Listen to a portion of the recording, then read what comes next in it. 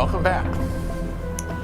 We left Amos with an audience that was enthralled with how perceptive he was. I mean, they were just excited with this kind of preaching. What they didn't understand was that these 7 points were Amos's introduction, not the main body of his sermon, which comes right after an extended intro. The sermon really runs from chapter 3 through chapter 6, and he warns folks who say they can't wait for the day of the Lord to come. Amos quotes Indigo Montoya. You keep using that word. I do not think it means what you think it means. Amos says, you think it'll be a happy day. Well, look at 5:18. It'll be a day of darkness, not light. Verse 20, even gloom with no brightness in it. In chapters 7 through 9, Amos reports out 5 visions the Lord gives him which explain in various ways how serious and devastating the discipline will be. So, all is hopeless? Be sure not to miss the 3 promises that close out the book. I'll destroy the sinful kingdom, chapter 9, verses 7 through 10. I will raise up David's fallen hut, verses 11, 12, and I will restore the promised covenant, verses 14 and 15. Let me do a sidebar on the grammar and syntax of 9:11. First, it should be clear, I think, that this declaration from Yahweh comes out of the 2 Samuel 7 promise. But there, God promised to build a house for David, and here he calls it just a hut.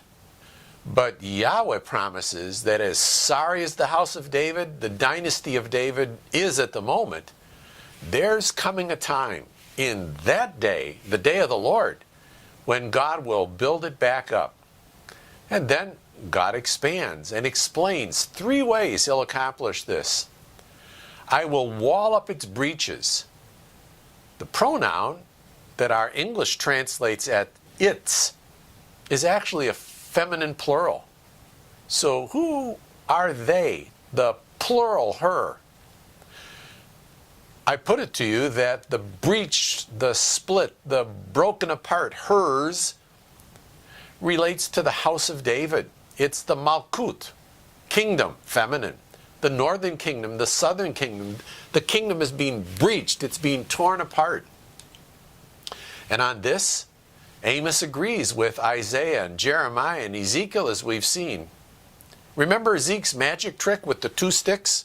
One with Israel written on it, the other stick with Judah written on it, and he puts it together into his hand, and abracadabra, the 2 become one. And that's his object lesson, that God is going to unite the nation.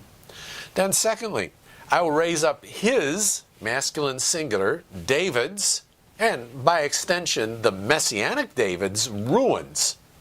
And then I will rebuild her, feminine singular, the sukkah, the hut, like it was in the days of old.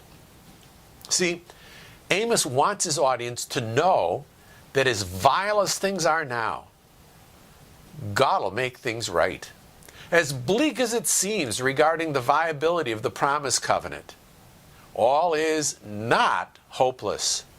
Not for the descendants of Abraham, nor for the nations, on whose behalf they would be the channel of blessing.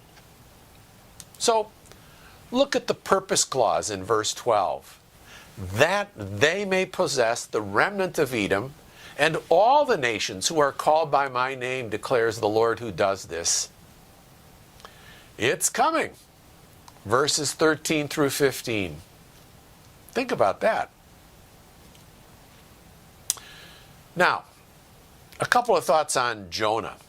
A prophet from Gath-Hepher, a town of Zebulun in Lower Galilee. He served during the reign of Jeroboam II, according to 2 Kings 14. Some argue that the book is anonymous. If so, then it's as anonymous as Isaiah and Jeremiah and Ezekiel, because the claim of this text like those, is that this is the word of, and then we have Jonah's full driver's license or passport name, Yonah ben Amittai. Now, just like we've seen in other instances, any claim of a supernatural phenomenon renders a text ahistorical for some. And, boy, Jonah presents 12 in 48 verses. So it's no wonder that skeptics are pressed to find another tack than historical. Many argue that the genre of Jonah then must be parable. Not that there's anything wrong with parable. Others argue that it's allegory. Not that there's anything wrong with allegory.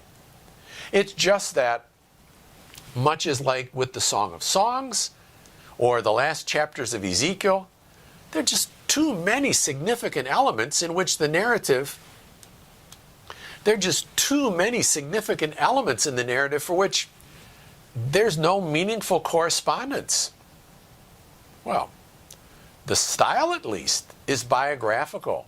I mean, as opposed to oracle, for example. The theme of the composition is God's grace and compassion toward pagan Gentile nations. They too are the objects of his grand reclamation reconciliation project. So, they're part of Israel's mission to declare his glory to the nations. But this is set against Jonah's and, by extension, Israel's intense fear and loathing of this superpower. It's this latter vein, I think, that connects Jonah with Obadiah and Edom's hatred for Israel. So, Jonah's flight west connects conceptually with the book of Hosea and Gomer's running away from her husband. Now, from an eschatological perspective, Jonah's virtual entombment in the great fish serves as a type of Jesus' death, burial, and resurrection.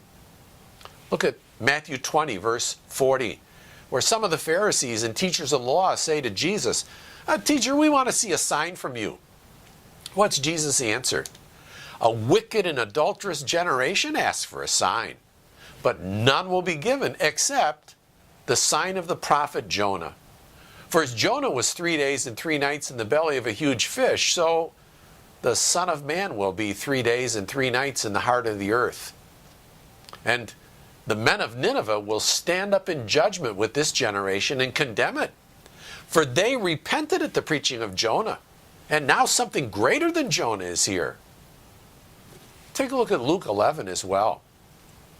The point that Jesus makes is that just as Jonah was assigned to the people of Nineveh, so the Son of Man is assigned to Jesus' generation. And given their response to the good news, the people of Nineveh will stand as witness on the day of judgment against the people of Jesus' generation. Well, next we'll take a look at the book of Micah. So, see you in a bit.